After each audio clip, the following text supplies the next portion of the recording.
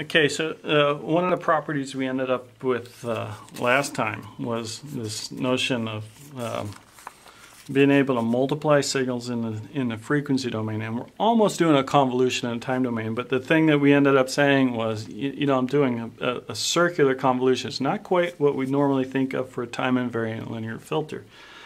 But one of the things we want to be able to do is numerically calculate DFTs or FFTs and use that to implement these convolution results, right? And what I really am interested in performing most of the time is not a convolution of what I get if I take a signal and just repeat it every n samples, but I want to actually get a linear convolution of a sequence with an arbitrary long sequence. I want to do a filter calculation. I want to do it in a frequency domain. And so that takes a little more work. So let's talk about DFTs, using DFTs, block algorithms, and presumably FFTs, right? So there's my fast algorithm for finding a DFT for linear convolution. That's the kind of convolution we've always talked about. So that's what I have to do if I'm going to actually implement a filter using one of these DFT or FFT algorithms, okay? And so what we're going to do is, one technique that we would love to be able to do is, if I take a sequence x of n and I find its FFT, I use the FFT to evaluate its DFT, I get a collection of frequency domain samples. And similarly, if I take an impulse response, h of n, and calculate the DFT of that, I can get a collection of samples of the transfer function, right? And so something that's real tempting is I'm going to take those and multiply them together to get frequency domain samples of my output, right? So h of k, x of k, and then I take an inverse transform using the FFT algorithm to end up with y of n, right? And what we said was, okay, I can do all that, but and it almost gives me the right answer. I'm going to end up with x of n circularly convolved with h of n, right? Okay? And what I need to do, if I'm going to use an algorithm like this, is I need to precondition these signals or be careful how I use the signals so that I pull out the right results. Now, because that summation for the circular convolution looks a lot like the linear convolution results, there are going to be some indexes where this thing gives me exactly the same answer and some indexes where it gives me a messed up answer. And what I have to watch is where am I indexing, where am I actually using that modulo operation when I index into y, right? And so that's really the crux of this whole discussion, is doing the bookkeeping to know what values of n here are equivalent to the linear convolution results and what values of n are the results going to be different from the linear convolution because I'm really dealing with periodic extensions of these guys. Okay? All right. Now, if my input waveform is actually periodic, if it's a periodic signal to start with, and doing the periodic extension doesn't really change anything, this is a beautiful way to go, right? And there's no error in doing that at all. I can deal with a periodic extension of the waveform, and I can do the convolution. I'm filtering that periodic signal. If it's not periodic, I got to do something a little bit different to find how the results work out. Okay, so let me get down to some real numbers here, and we're going to start with finite length sequences for both x and h, right? So I'm talking about FIR filters, right? And finite length input sequences. And then once we get to finite length input sequences, we'll talk about extending that to what we do in most signal processing algorithms, where one of these waveforms is streaming in and it's going to go forever, even for an FIR filter. All right. So let's assume, let's let x of n have length cap L samples, okay, and I'm going to let h of n have length, and I'm going to use capital M samples, right? Okay, M samples you got to watch out when we write our difference equation. Often we're using m for the order of the filter, and here for our FIR filters, m is the length of the filter. This is an m minus 1 order FIR filter. Okay, m coefficients, m minus 1 is the polynomial order, right? I got coefficients going from the 0 power up to the m minus 1 power to get m coefficients out. All right, so if you think about x of n, or a little time domain axis here, it's a block algorithm, so I'm looking at blocks of data. If I plot values of x of n, I'm going to assume that x of n was 0 before I began sampling, that I'm going to get valid samples all the way out to the L minus 1th sample, right? And then I get zeros after that, right? And similarly, if I look at h of n,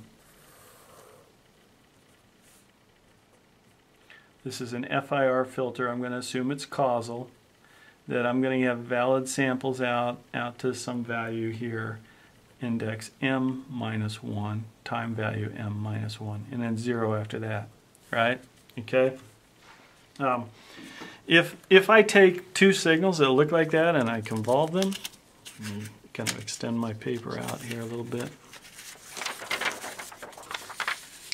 If I take these two signals and I do the convolution, I can already tell you how big the result is, right? So here, the linear convolution of these. So here, x of n convolved with h of n is going to has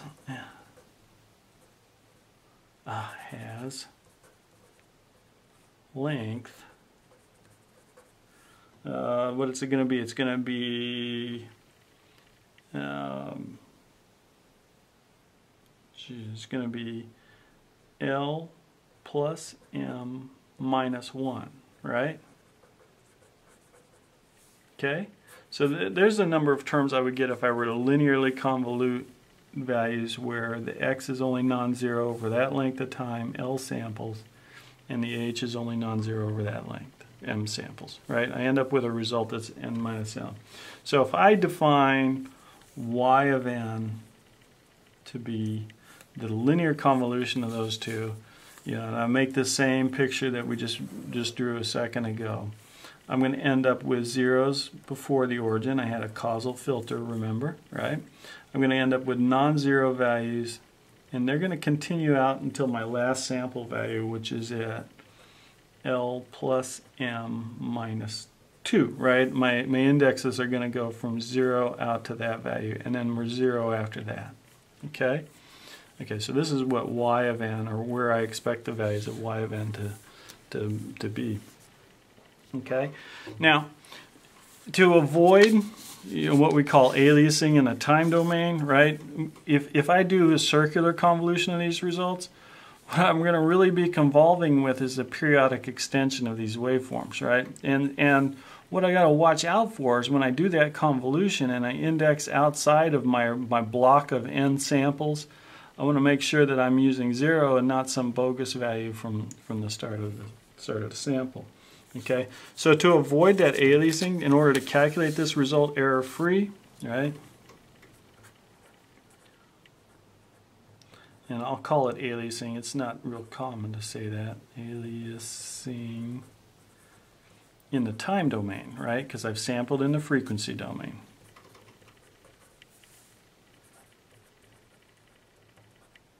Okay, what we have to do is make sure that the length of the FFTs we're using when we do this circular convolution is long enough so that I can calculate these values. I got to include enough zeros so that I actually get these valid sample values inside of my FFT, right? Okay, so to avoid that aliasing in the time domain, the length of the FFT,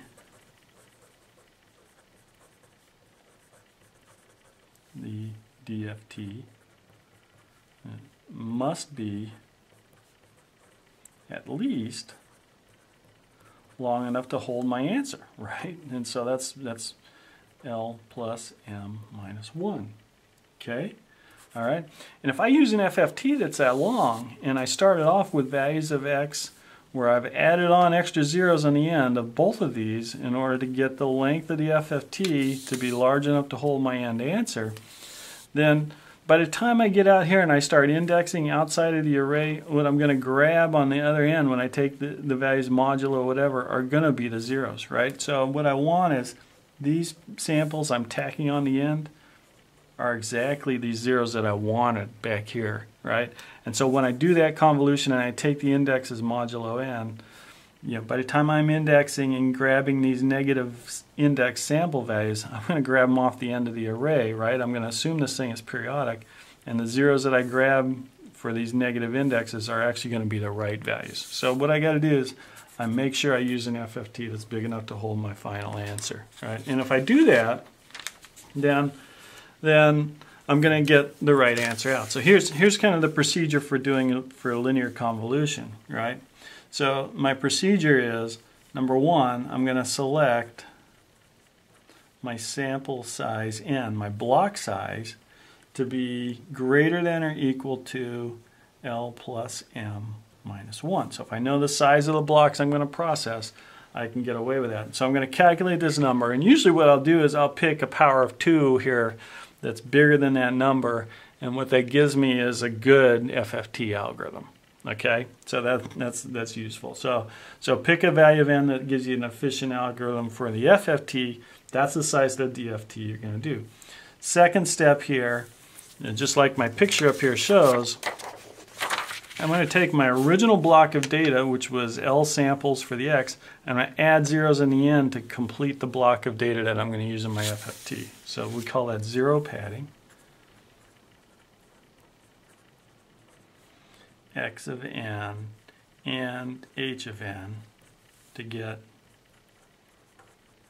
capital N samples. Okay, so that says adjust your arrays and adjust it by adding these zeros on the end. So I might have an impulse response that's only 50 samples long. I might have an input sequence that's 20,000 samples long. I'm going to choose a value of n that's bigger than that, probably 32,000 samples, 32K samples. There's a power of 2. I'm going to take my 20,000 samples of input and throw on zeros on the end of it. My 20 samples of the impulse response, throw on zeros on the end of it. And that's what I'm going to use when I calculate my FFT values, right? Okay, so third step says that we're going to use the FFT to evaluate the DFT samples, x of k and h of k. Not too hard there. I'm going to set y of k to be the product. I'm multiplying in the frequency domain.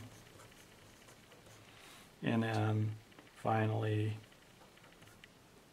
I'm going to let y of n be the inverse DFT, or the inverse FFT of y of k. I use the inverse FFT algorithm to calculate that.